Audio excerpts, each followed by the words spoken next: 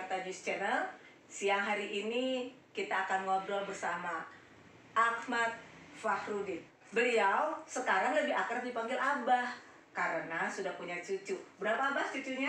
3 mau 4 sekarang. 3 mau 4. Abah kan kaprodi di PT IKI. Di Komunikasi dan Penyiaran Islam. Sekarang menurut Abah nih, gimana, apa pandangan Abah tentang podcast ini dengan profesi Abah saat ini?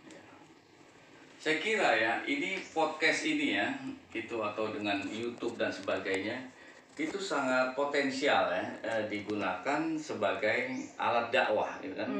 Alat menyebarkan agama Islam yang rahmatan lil alamin, yang bervisi moderasi gitu kan, atau Islam wasatiyah, yang mengembangkan semangat kedamaian dan sebagainya.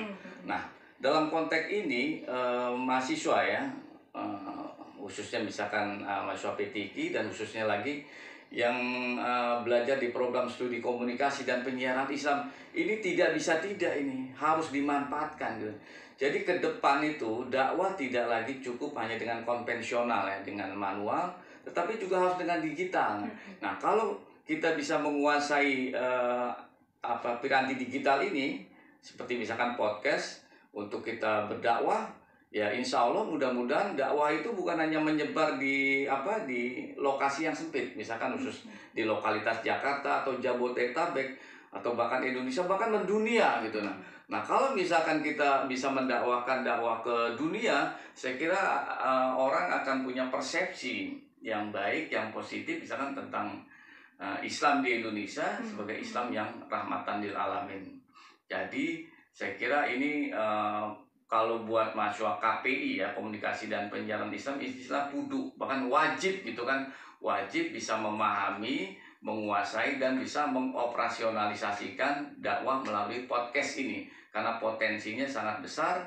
Selain juga kalau misalkan kita benar-benar punya kompetensi, punya profesionalisme, bukan hanya dakwah bisa menyebar secara luar biasa lintas batas, tapi juga bisa menjadi satu, katakanlah, mata pencarian, pekerjaan yang sangat menguntungkan gitu kan, yang dari sisi ekonomi sangat besar nilainya.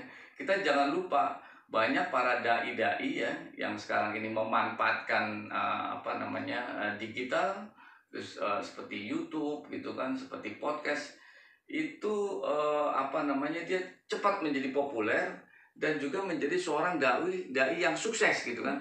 Bukan hanya dalam artian dakwah, tetapi juga dalam artian kehidupan, termasuk kehidupan pada aspek ekonomi. Saya kira itu. Baik, Abah Ahmad Fahrudin, terima kasih sudah memberikan pandangan-pandangannya tentang podcast dan kedepannya bagaimana podcast akan berkembang, juga mahasiswa bisa memakai podcast ya, Abah. Baik, teman-teman Jakarta News Channel, kita sudah ngobrol sama Bapak Ahmad Fahrudin yang dipanggil Abah, dan semoga pembicaraan kami menjadi masukan yang baik bagi kita semua. Selamat siang, terima kasih.